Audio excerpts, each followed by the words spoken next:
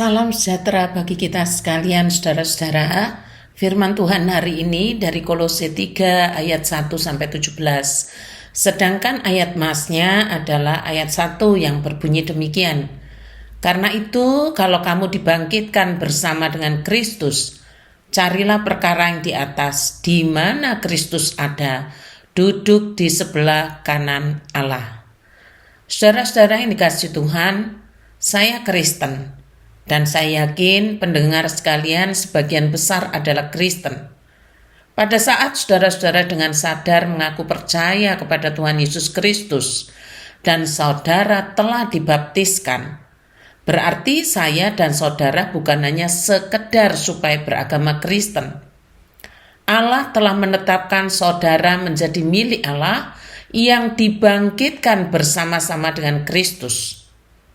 Pengertian dibangkitkan bersama-sama dengan Kristus itu ada dua. Yang pertama, kebangkitan tubuh.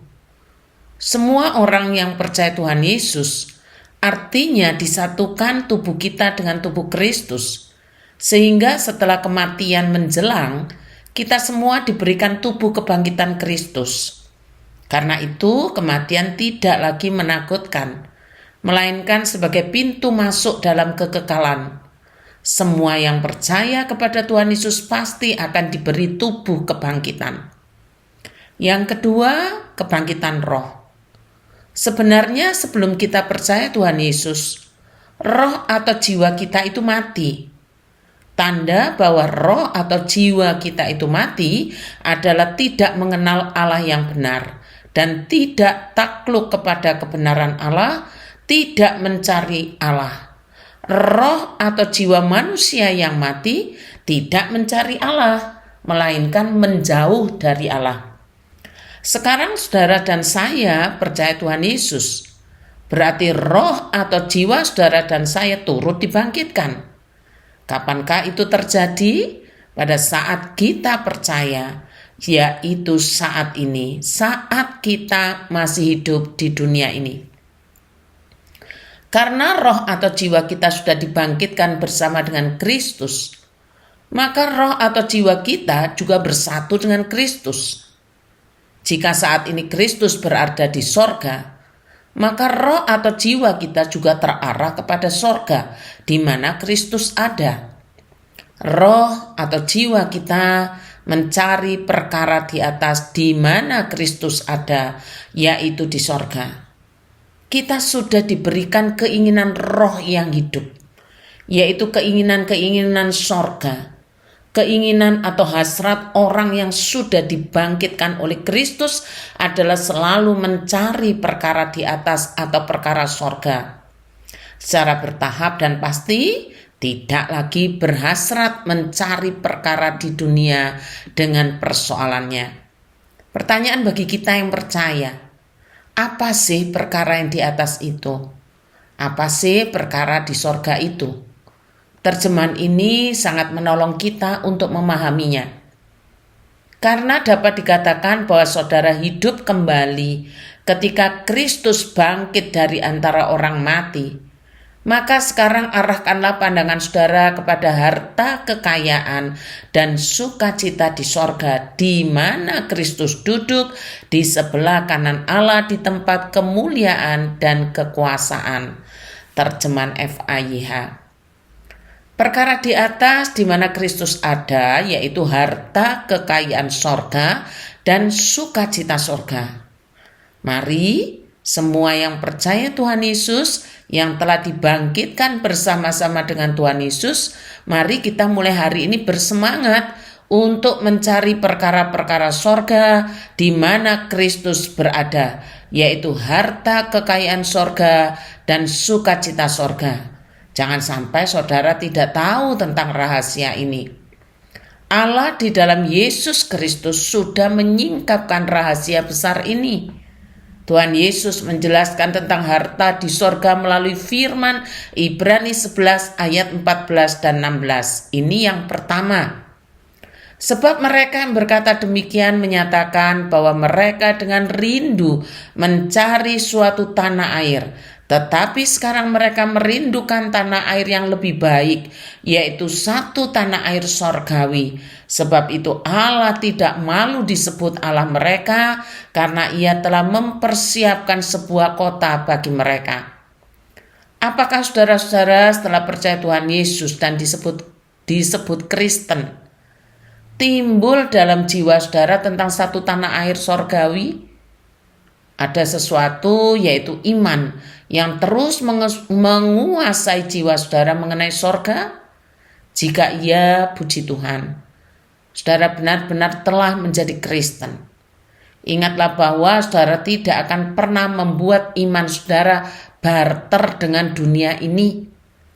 Bacalah Ibrani pasal 11 seluruhnya. Di sana saudara akan menemukan begitu banyak orang-orang yang beriman kepada Kristus yang merindukan tanah air sorgawi, sehingga kesulitan, kesukaran, dan penderitaan yang mereka alami tidak membuat mereka menggadaikan imannya. Mereka tetap teguh dalam iman dan panggilannya karena mereka tahu bahwa semua orang beriman akan berada di sorga bersama-sama dengan Kristus yang kepadanya mengabdi selama hidup. Lalu yang kedua, dari Matius 19 ayat 21, Tuhan Yesus secara lugas dan jelas berkata, engkau akan beroleh harta di sorga. Demikian firman Tuhan. Mendengar itu Yesus berkata kepadanya, masih tinggal satu hal lagi yang harus kau lakukan.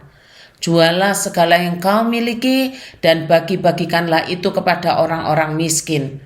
Maka engkau akan beroleh harta di sorga. Kemudian datanglah kemari dan ikutlah aku. Taat beragama itu bagus. Mengerjakan semua ritual agama itu juga bagus. Namun jika orang Kristen yang telah dibangkitkan bersama dengan Kristus, dia akan mencari perkara di atas, yaitu harta di sorga. Apakah itu? Kasih kepada sesama, khususnya kepada orang-orang miskin yang tidak akan pernah bisa membalas budi baik saudara. Mengapa berbuat baik kepada sesama, khususnya orang-orang miskin bagi orang percaya, disamakan dengan mencari harta di sorga? Jawabannya ada dalam Yakobus 2 ayat 5 dan dalam Matius 25 ayat 35 sampai 36 dan 40. Firman Tuhan berkata begini, Yakobus 2 ayat 5. Dengarkanlah hai saudara-saudara yang kukasihi, bukankah Allah memilih orang-orang yang dianggap miskin oleh dunia ini untuk menjadi kaya dalam iman dan menjadi ahli waris kerajaan yang telah dijanjikannya kepada barang siapa yang mengasihi dia? Allah memilih orang-orang yang dianggap miskin oleh dunia ini untuk menjadi kaya dalam iman dan menjadi ahli waris kerajaan. Lalu Matius 25 ayat 35 sampai 36 dan 40. Sebab ketika aku lapar, kamu memberi aku makan. Ketika aku haus, kamu memberi aku minum. Ketika aku seorang asing, kamu memberi aku tumpangan. Ketika aku telanjang, kamu memberi aku pakaian. Ketika aku sakit, kamu melawat aku. Ketika aku di dalam penjara, kamu mengunjungi aku. Dan raja itu akan menjawab mereka, aku berkata kepadamu, sesungguhnya segala sesuatu yang kamu lakukan untuk salah seorang dari saudaraku yang paling hina ini, kamu telah melakukannya untuk aku. Saudara, firman berkata, segala sesuatu yang kamu lakukan untuk salah seorang dari saudaraku yang paling hina. Saudaranya Tuhan Yesus. Orang yang miskin ini disebut saudaranya Tuhan Yesus. Kamu telah melakukannya untuk aku, untuk Tuhan. Dan berikutnya adalah sukacita di sorga. Apakah sukacita sorga itu? Sukacita sorga adalah sukacitanya Kristus. Filipi 4 ayat 7-8. Damai sejahtera Allah yang melampaui segala akal akan memelihara hati dan pikiranmu dalam Kristus Yesus. Jadi akhirnya saudara-saudara, semua yang benar, semua yang mulia, semua yang adil, semua yang suci, semua yang manis, semua yang sedap didengar, semua yang disebut kebajikan dan patut dipuji, pikirkanlah semuanya itu. Ini orang yang mencari perkara di sorga, perkara di atas, memikirkan perkara di atas. Terjemahan lainnya, isilah pikiranmu dengan hal-hal bernilai yang patut dipuji, yaitu hal-hal yang benar, yang terhormat, yang adil, murni, manis, dan baik. Jadi, siapa yang dibangkitkan bersama dengan Kristus, maka ia akan mencari perkara-perkara sorga di mana Kristus ada. Orang yang mencari perkara-perkara sorga pasti akan mematikan segala sesuatu yang duniawi dalam dirinya, seperti percabulan, kenajisan, hawa nafsu, nafsu jahat, dan juga keserakahan yang sama dengan penyembahan berhala, membuang marah, geram, kejahatan, fitnah, dan kata-kata kotor yang keluar dari mulut, saling mendustai. Sebab apa yang duniawi itu adalah manusia lama yang akan binasa. Ayo semangat hidup sebagai orang Kristen yang telah dibangkitkan bersama dengan Kristus. Kita kerjakan firman Kristus untuk mencari perkara-perkara di atas di mana Kristus ada.